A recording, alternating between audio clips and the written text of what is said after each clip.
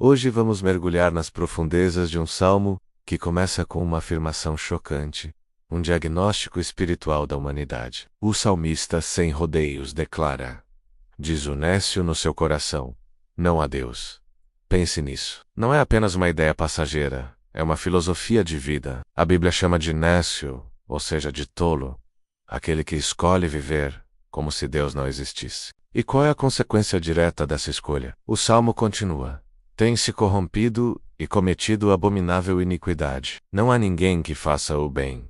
Quando a humanidade vira as costas para o seu Criador, o resultado inevitável é a corrupção. A negação de Deus abre as portas para a injustiça, para a maldade, para um vazio onde a bondade genuína deveria florescer. É como tentar navegar um oceano escuro sem uma bússola, sem uma estrela guia. A moralidade se torna relativa, e o coração humano, sem a âncora divina, se perde em suas próprias trevas. É um quadro sombrio, mas é o ponto de partida para entendermos a nossa necessidade de salvação. Então, o salmista nos dá uma perspectiva celestial. Imagine a cena. Deus olhou desde os céus para os filhos dos homens, para ver se havia algum que tivesse entendimento, que buscasse a Deus. Deus não é um observador distante e desinteressado. Ele está ativamente procurando. Seu olhar varre a terra buscando por um coração, apenas um, que o reconheça, que o deseje, que anseie pela sua presença. Ele procura por alguém que entenda que a vida só faz sentido nele, mas o que ele encontra nessa busca divina? A resposta é desoladora. Desviaram-se todos, e juntamente se fizeram imundos. Não há quem faça o bem, não há sequer um. É uma avaliação universal. Sem exceção, todos se desviaram. Todos seguiram seus próprios caminhos tortuosos. A imagem é de uma humanidade que se sujou, que se tornou impura, afastada da santidade de Deus. É um eco do que o apóstolo Paulo escreveria mais tarde em Romanos, confirmando que todos pecaram e estão destituídos da glória de Deus.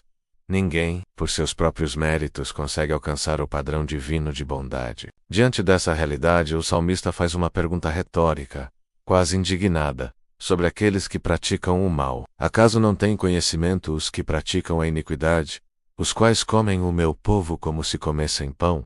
Essa imagem é poderosa. Os ímpios devoram os justos com a mesma naturalidade com que comem uma refeição. Eles exploram, oprimem e consomem a vida dos outros, sem remorso, sem pensar nas consequências. Eles vivem em uma bolha de arrogância, acreditando que nunca prestarão contas de seus atos. Eles agem como se Deus não visse, não ouvisse e não se importasse. Mas é aí que a narrativa muda drasticamente. A justiça divina entra em cena. Eles se acharam em grande temor onde não havia temor algum. De repente, o medo os domina, um pavor inexplicável, que não vem de uma ameaça visível, mas da própria consciência do juízo de Deus. Aquele que eles negavam se revela como uma presença inescapável. A arrogância se desfaz e dá lugar ao terror. Por quê? Porque mesmo que eles neguem, Deus está na geração dos justos. Ele é o protetor do seu povo. Aquele que eles oprimiam tem o maior e mais poderoso defensor. O salmista então celebra essa intervenção divina com uma visão de vitória, porque Deus espalhou os ossos daquele que se acampa contra ti. Tu os confundiste porque Deus os rejeitou. A imagem é de uma derrota total e humilhante para os inimigos de Deus e do seu povo. Os ossos espalhados no campo de batalha simbolizam um fim definitivo. Aquele que se levanta contra os escolhidos de Deus está, na verdade, se levantando contra o próprio Deus. E essa é uma batalha que ninguém pode vencer. A rejeição de Deus é o selo final da sua derrota. Depois de contemplar a loucura do ímpio e a justiça de Deus, o salmo termina com um clamor profundo, um suspiro de esperança. Se de Sião viesse já a salvação de Israel. Sião, a cidade de Deus, o lugar de sua habitação, é a fonte de onde a salvação emana.